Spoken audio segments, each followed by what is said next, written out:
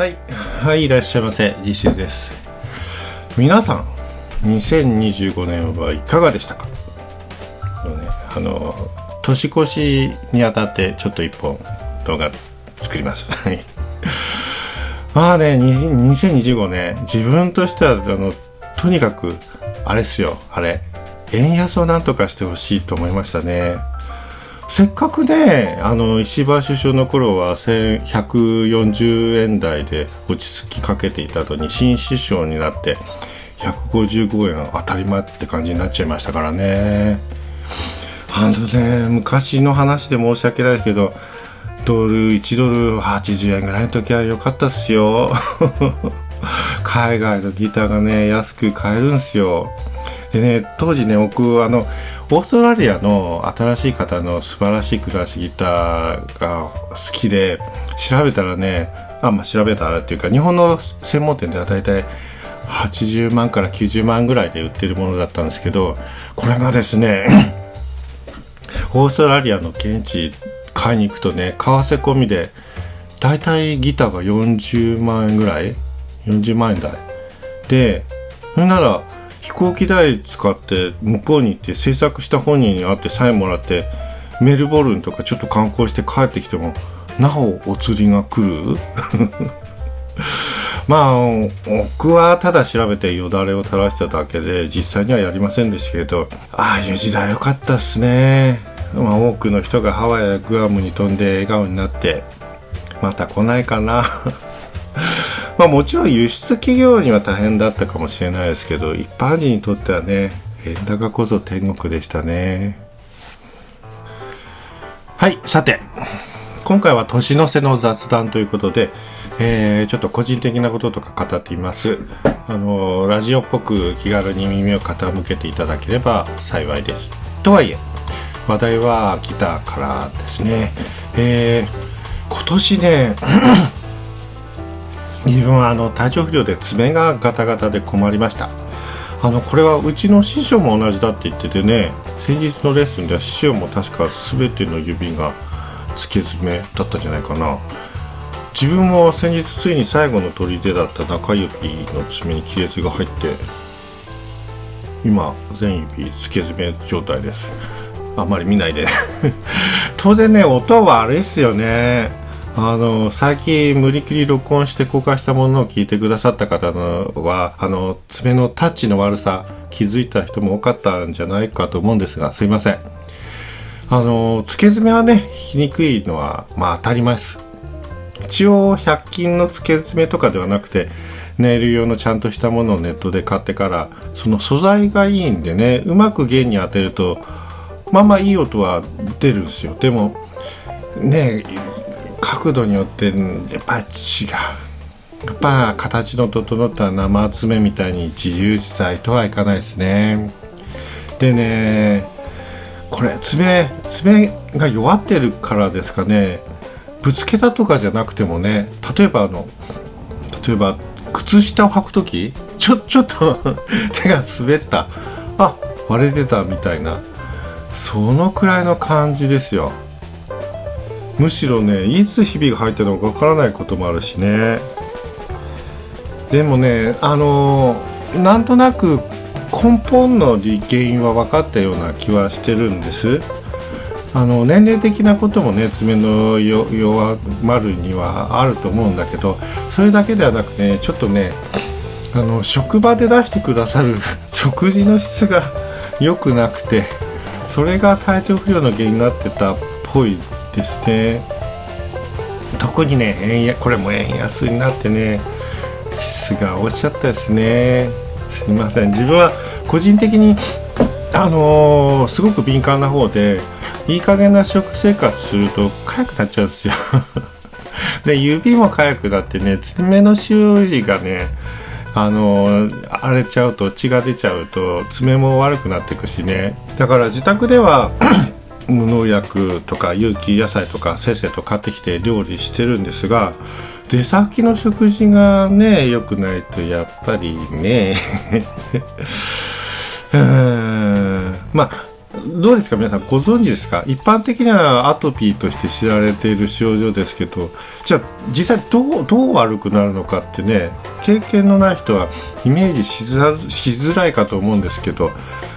どうでしょう。これね、要するにね、僕もいろいろ考えて足した要するになんですけど、体に入ったね毒物毒素というか悪いものを排出するには2通りあるわけですよ2通り一つは水に溶けるもの、水溶性物質だったら尿から出ていく、これは自然なことですよね、当たり前。ただ油性のものね、水に溶けないものはどうするか。おそらくね、肌から皮脂として油分として排出されていくっていうのは結構多いと思うんです。でね、これがね、悪い物質が出てくると肌の方がね、許容範囲ならいいんだけど、許容範囲を超えちゃうとね、ただごとでなくなるわけですよ。なんじゃこりゃ、なんだ変なものがいっぱい来やがった、早く出さねばってね、で炎症が始まって赤くなって、で新陳代謝で一生懸命やって、表面からこうフケのようなものでどんどん生産排出する、どんどん出す。でこれがね辛いんですよ。しかしこの出そうとする動きを薬で抑えるのは違うでしょ。せっかく体が外に出そうとしてくれてるのに、それを薬で抑え込んだら悪いものが出ていかなくなっちゃうじゃないですか。そうするともうどんどん溜まっちゃうし、もっと悪くなっちゃうし、ほら感染性胃腸炎の時の下痢とか嘔吐も同じなんですよね。下痢や嘔吐で、悪いものを外に出そうと体が頑張ってるわけですよ。でそれは正しいことなので、そこで吐き気止めとか下痢止めとかを使うのは悪いものが外に出ずにね、治りにくくなってしまうと言います。そんなこんなで今年はいつになくしんどい1年って感じでしたが、これね、大体この根本原因かと思われるものに気がついたのが11月末、ちょうど1ヶ月ぐらい前で、それ口にしないようにしたらようやくですよ、ある程度活してきて、これね、最初は 1,2 週間でなんとかなると思ってたんだけど、全然足りなかったですね1ヶ月でもまだ十分でなし、体に入った異物が出すって大変なことなんだなと改めて思いますよ。でね、ね、何が言いたいかというとですよ良いものを口にしないと音楽の演奏も鑑賞もうまくいきませんよっていうことですよ。良いものってね、高価なっていう意味ではなくてね、化学物質とかに頼らない本来の自然の恵みってことで。ところでね皆さんセザンヌってご存知ですか？僕結構好きなんですよ。有名なね山の絵があるんですけど、それ以外にも日常のフルーツとか生物があれがねキュビズムの元祖と評されていてね、あれがいいんですよ。でセザンヌの描くフルーツってねちょっと違うんですよね。描く人がいて物が並んでいてこう描く。でもこういう見るじゃないですか。普通はね普通はこう見るんですけど、そうじゃなくてこっちにあるリンゴがあるじゃない。リンゴからこっちを見てるんですよ。みかん、リンゴ、花瓶で、そういうフルーツたちがねそれぞれにね生きてて存在して考えて笑ったり語り合ったりして、で絵を描くこっちのセザンヌさんをねチラ見してるんですよだからフルーツさんたちの視点で曰く、なんだあの人、いや関係ない、いや別に見てもいいけど分かってねえね、どうでもいいわそんなことしかし僕たちって案外美しいよね。いや、早摘みされただけでしょ、あんた。熟してないのよ。まあ僕は香りが勝負だからね。みたいなね。そうやってね、フルーツたちが語り合ってるわけですよ。たくさんの命がそこにあること。まるでね、自然の恵みのフルーツが、こう、そういう命を持って絵から溢れ出すよ。うめき合ってるっていうのがね、セザンヌの魔法じゃないかなと思うんですよね。だからそのセザンヌの画法もすごいけど、同時にこの命を宿す本物のね、フルーツたちの凄さ。まあ食べるならね、そういうものでありたい。はい。ただね、人間ってジャンクなもの好きですよね。インスタント食品とかスタック菓子とか、まあ、たまに欲しくなっちゃいますけど、でも我々の人生は無限ではないので、良いものを求める姿勢を改めて大切にしたいなと考えた、そんな2025年の締めくくりでございますこれね、音楽も同じなの知ってますう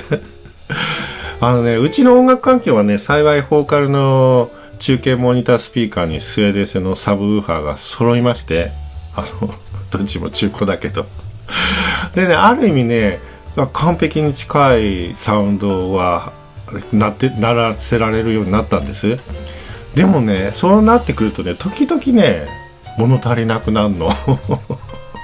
ほら JBL のさ、なんか抜けが良すぎるこう演出型のスピーカーでジャズを聴きたいとかさ、英国単ののでかいやつで、まあ、音にゴールドがこう塗りたくったようなリッチな音色に浸ってみたいとかさ、こうね、純粋に正しい音楽というのが別の意味でね、趣味のサウンドってものがあるんですよね魅力的なオーディオ沼ってやつが。で、そういうのいろんな音楽のサウンドの魅力が本当はあるのに、ジャズ喫茶が日本から消えたことってのはね、ちょっと大きな損失じゃないかと僕はすごく思うんですよね。やっぱね、じっくり音楽に、本物オーディオでじっくり音楽を聴ける環境が身近にある、まあお金出してね、そういう場所があるっていうのはね、いい子あった。ちょっとね、それね、著作権協会のあれでなんか一ビラちまって、いや、僕はね、思うんですよ。音楽著作権協会とはそもそも音楽を進行する、みんなに聴いていただく段階であるべきだと思う。で、音楽を進行してみんなが聴くからこそ豊かな収益が原作者に還元されるわけですからね。ルールで縛って音楽を聴く環境を奪っちゃったら、みんな音楽聴かなくなっちゃうで、実際ね、いい音で聴けるジャズ喫茶がなくなったら、今ジャズ聴かないもんね、みんな大概ねジャズの面白さ知らないもんねだから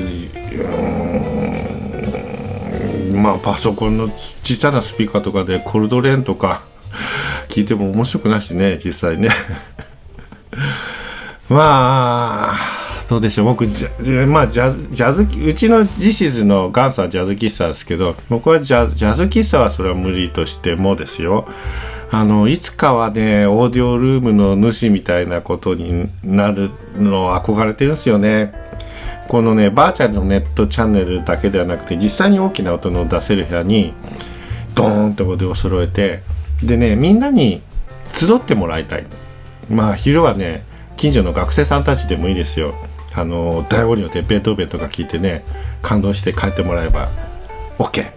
で、時にはね、こう最高のマイクを立てて、クラシックギターの先生をお迎えして真面目なプロレコーディングなんかもねできる小型スタジオみたいな、いいですよね。こう自然の豊かな郊外でスタジオ実施いつかやりたいなと、そんな夢を抱きつつ、また新しい一年をちまちまと迎えていきたいと思います。皆様も幸多からんこと、間もなく始まる2026年もどうぞよろしく。This is でした。